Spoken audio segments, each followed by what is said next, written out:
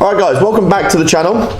And today I'm going to be talking about like what is carb loading and why should you do it. So I use this a lot with my weight loss clients, people who are trying to make some rapid changes to the weight on the scales, you know, the body fat percentages, noticing, you know, before and after photos, just because fat loss can sometimes be a bit of a drag, like, you know, fucking dragging your feet through mud. So carb cycling is really useful for a couple of reasons.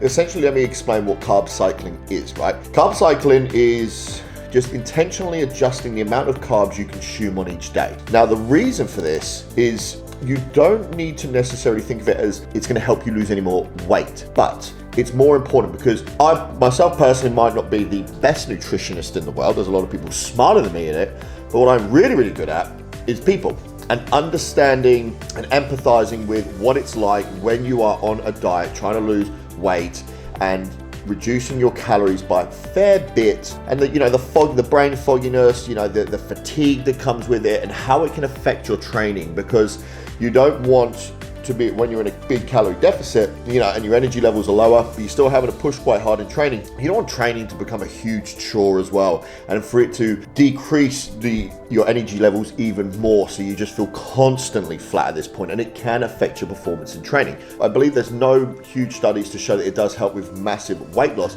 It does really help with the mindset side of things. Plus, the second thing is the performance in the gym, which I've written here. Carb cycling can help with improving performance during training days, adherence to your diet, and greater food flexibility on certain days. Now, I'm going to discuss those in order now. So, by increasing your carbohydrates the day before or the day of training, it can increase your glycogen stores, meaning that carbohydrates basically break down and becomes glycogen, and glycogen is then used by the body as fuel to move around. So when you're exercising, your body has more glycogen, i.e. energy, to perform the workouts and the lifts. Taking this from personal experience, when I've done carb cycling, what used to happen before I introduced this, if I kept my calories constantly low, you know, let's say like the fat loss sprints, reducing calories by quite a bit, I'd find that after my first exercise, maybe my second, I would just be flat. I couldn't get into the zone when I was training. I couldn't push as hard as I wanted to, and it bugged me. So what I would do on my training days is I would increase my carbohydrates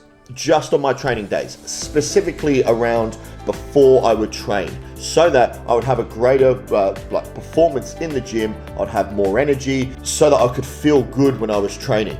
So that's why I like to increase carbohydrates, specifically just for a short period of time. I normally only do it for about 5 weeks, as I'm gradually increasing my carbohydrates, you know, moving out of a fat loss phase into like a maintenance phase or into a surplus phase. But the main thing is, if you find that your performance is decreasing in the gym, and one of the big reasons is because, you know, you've, you know, given an example, got a 5-week phase of dieting, you know, and over those initial 5 weeks, you've dropped your calories by 500 to 700, maybe 1,000, depending on who you are and what your goals are and when you're looking to get them by. Having, you know, 3 to 4 days a week where you're specifically increasing your carbohydrates and your energy to make sure that you're maximizing your training sessions, very effective. And it also helps with adherence to diet as well, which I'm going to lead into here. You know, intentionally increasing your carbs can encourage you to stick to your calories on lower days. This can help with energy levels, recovery, and adherence. So what I mean by that is, let's say I'll give you my training week, you know, let's say Monday, Wednesday, Thursday, Friday I train. On those days, I increase my carbs just slightly to make sure that I can really push hard during my training sessions. I feel great about my training. It just allows me to feel great about the whole process. And then on my Tuesday, Saturday, and Sunday, I can then stick to those lower calories, because I know that I'm going to be eating a little bit more during my training days. I'm loving my training at the moment. I know that I've got to eat a little bit less on those days. You know, 3 out of 4 days isn't bad. Sometimes you might change it up, you know, you might do a lighter day during the week. Out of those 4 sessions, you might do 3 sessions a week with higher carbohydrates, 4 with those like lower calorie days. All in all, it helps you just feel better about the whole process. Like I say, your energy levels will be a little bit higher when you train. There can be a carryover into the next day as well. Definitely can help with things like recovery as well, like I say, with your adherence.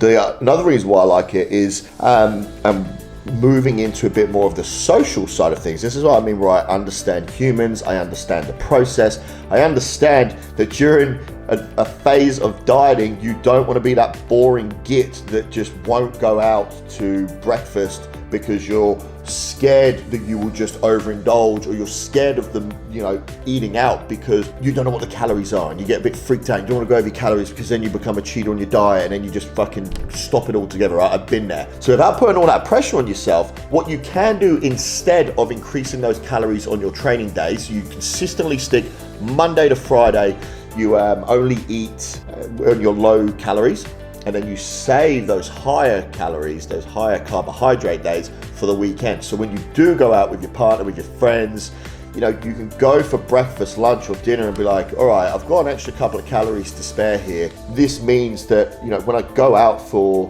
breakfast, for example, I can have eggs Benedict. I can have something that is actually enjoyable. And again, it really helps with adherence to diet. The thing with dieting and during a phase of dieting is that you are very focused on losing weight, and I like to do it in a shorter period of time, right? So then you can build these healthy habits when you then leave the dieting phase to keep them consistent when you are just living your life, when you're happy with your body weight, you're happy with your shape. And these methods help you not rebound back into like yo-yo dieting, right? And just knowing that, sticking from Monday to Friday at some lower calories and then eating higher calories on the weekends specifically for your adherence, it's not going to help your performance in the gym unless you do train on a Saturday, for example, or a Sunday. It just really helps. So here's what your week could like in that case. Monday, Tuesday, Wednesday, Thursday, Friday, you can see here 1,800 calories. And then on the Saturday, Sunday, you increase them by 400. 300 to 400 is normally where I stick at, depending on how much of a deficit you are in. It might only be 200 if your deficit's a little bit smaller, because you still want to be an overall weekly deficit. But this can change from person to person. This is where you need a little bit of a, fine tooth comb on all over, your diet and your lifestyle, etc. So this is probably where you would either look at it yourself or you would get a coach to help you with that.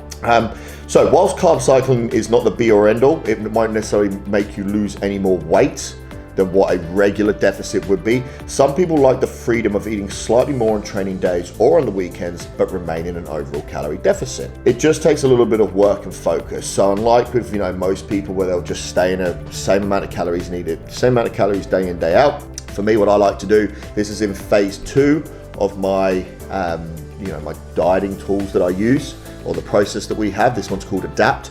We will, over those 5 weeks, give people carb cycling. I prefer to give it to people on their training days, give them a little bit more on their training days.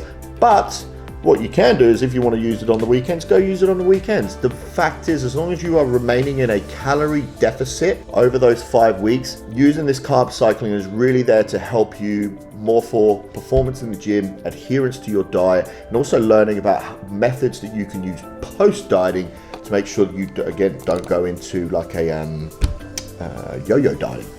So if you'd like to learn more about carb cycling and losing body fat, fill in the inquiry form. If you want to jump on board, we've got a 20-week fat loss phase. This is phase 2. We use this method specifically in phase 2 called Adapt. There is a link in the bio to help you. And really, like I say, I'm not necessarily the best nutritionist or diet. I'm not even a dietitian, to be fair to you. But there are better people out there, I would say, in terms of dieting, but I really do know humans, and I know that this 20-week phase, I've used it myself when I first got into training.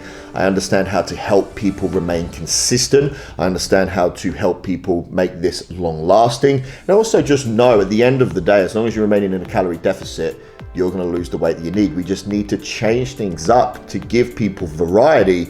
And you feel really good at it, and you feel confident and certain that you can be able to get through this phase faster than what you would just by sitting in a 6 to 12 month deficit, being bored out of your ass and just lacking energy, knowing that after 20 weeks, you will see significant body changes, and you're going to be learning along the way how to make this long lasting. So whenever you do want to drop back into a deficit phase or a fat loss phase, you've got these methods at hand and you know how to use them. So again, fill in the form if you are interested, or comment on the video below and we can talk about it.